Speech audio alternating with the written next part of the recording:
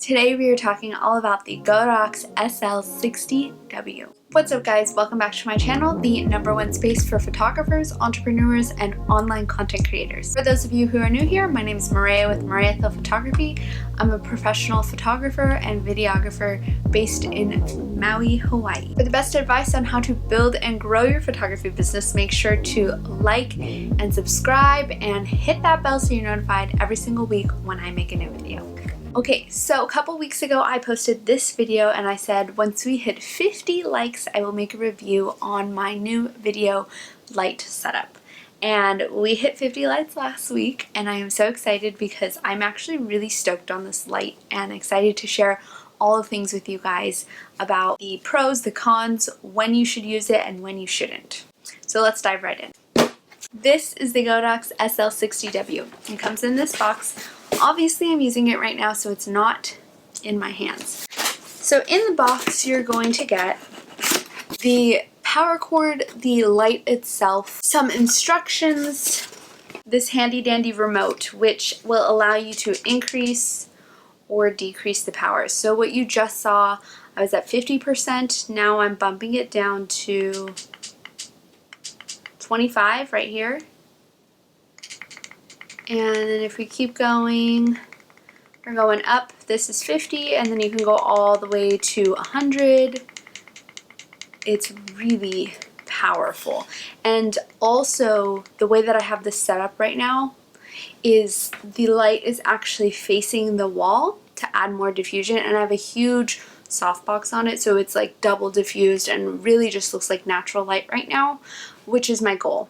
I'm also on a 50mm 1.2, which my settings are at 1/125 for shutter, 60 frames per second. I can't see the rest of my settings right now. As you can tell, this is probably a really low aperture right now because of the amount of bokeh that's going on, which is my favorite.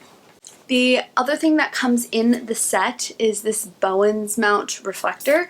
So one thing to note when you are buying this, you can buy any sort of diffusion or softbox or modifiers that have Bowens mounts because they'll adapt right to the light, which is really nice. I love that about this. So yeah, I don't really use this reflector, but I could. I just really like the softbox and really enjoy the soft light that it's providing right now. So right now we're at 92%. I'm gonna bump it back down to 50 just because there's no need to have it at 92. Okay, 50%. Woohoo! Diving further into this light, I have some notes that I'm going to share with you guys. This light is absolutely amazing. One, because it's under $200 and it's a professional grade video light. Like this light, I was shocked to see the price, and if anything I was like, well, I might as well just try it, and if I don't like it, it wasn't that much money anyway. Another thing is it is a light that has to be plugged in for power.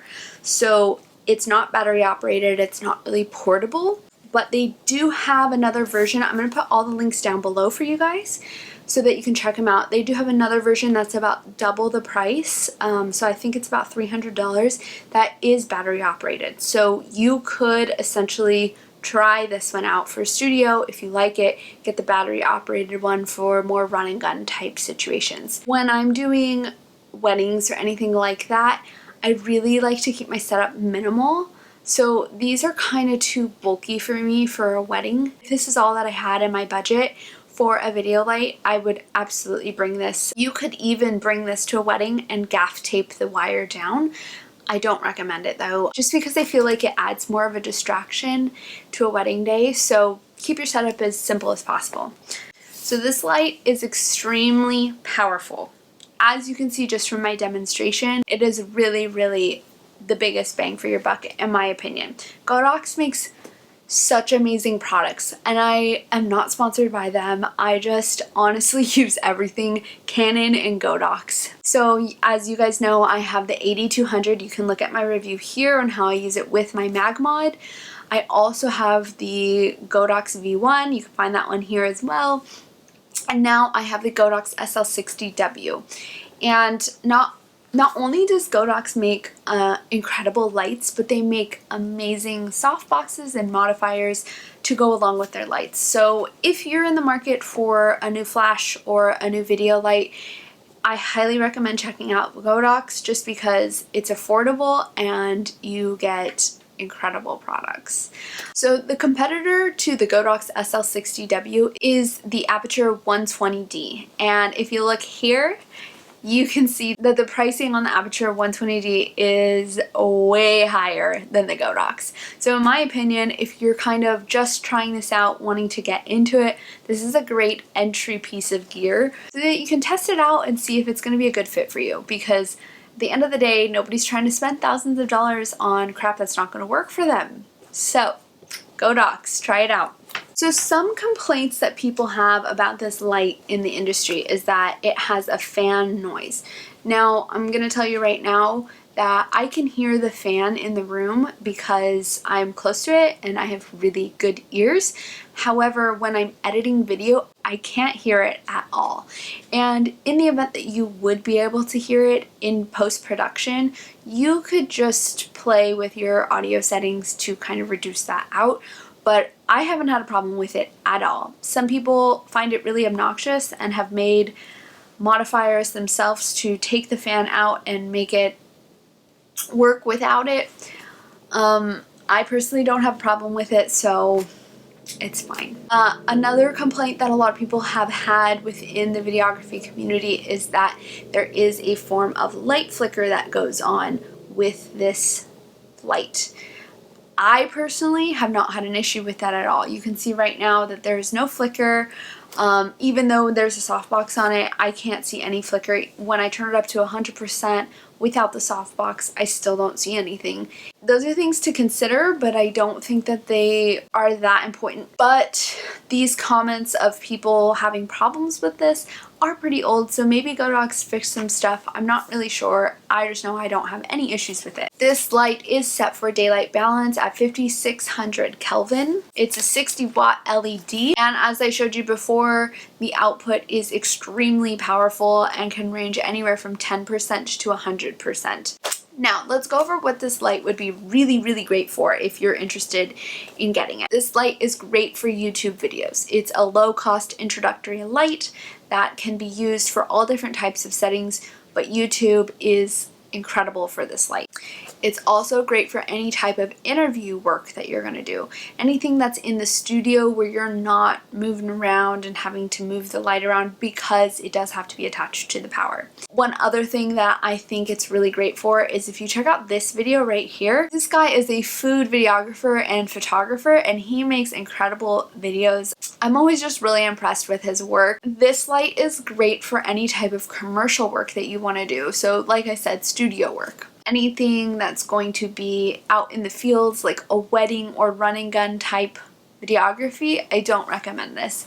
It's a little too bulky, and the fact that it has to be attached to power is just, it will make it impossible. So not good for the outdoors. Alright you guys, so that's kind of my overview on the light itself. My personal review on the light is that I love it. I highly recommend it. It's kind of transformed my videos because originally I was just using the window light, and you know, it really limited me to when I could shoot. So for example, I could only shoot like midday when it's the hottest in my house because of the light. Now that I have the video light, I can film in the evening, I can film in the morning. I can also film on a cloudy day when the clouds aren't affecting the light outsourced from the window. So this is just going to up your abilities, as well as, in my opinion, your video production game. I think for the price point, you really can't beat that. So if you're interested at all, I highly recommend that you at least just try it out. I'm gonna put the links down below for everything. So I'll put my softbox that I'm using with it right now. I'll put the Godox SL60W so you can check it out, and then I'll put the battery operated one as well so that you guys can really compare the difference between the two and see what's gonna fit your needs best. If you're interested in looking at the Aperture light as well, I'm going to put that down below just so you can compare. I honestly can't believe the difference in price and the similarity with quality. It's outrageous. Save yourself some money and just try it out, see if you like it. And let's see. And if you already own the Godox SL60W, comment down below and let me know. Also, let me know any other products that you're curious about, because I would love to try them out and give you guys some more videos on what I think about them.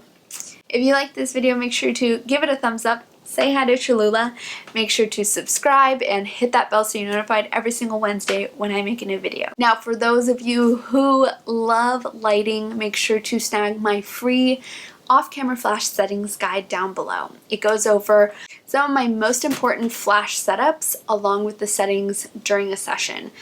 That was a lot of S's.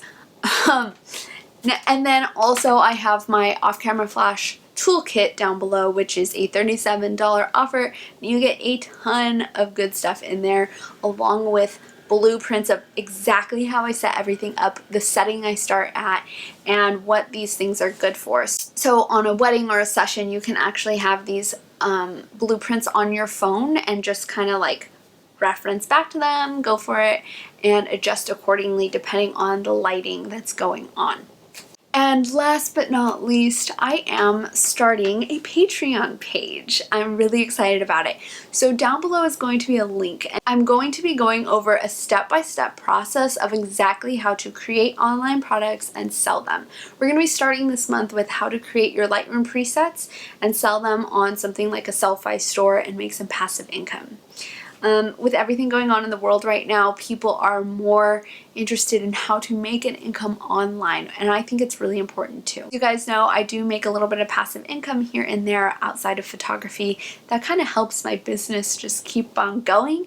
So I'm going to teach you guys what I've done, how I did it, all in my Patreon page. So go check it out. Let me know what you think.